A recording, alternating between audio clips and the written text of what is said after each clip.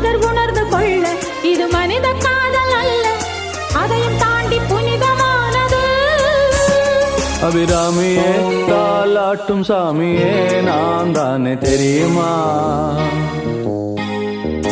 சிவகாமியே சிவனில் நீயும் பாதியே அதுவும் உனக்கு புரியுமா?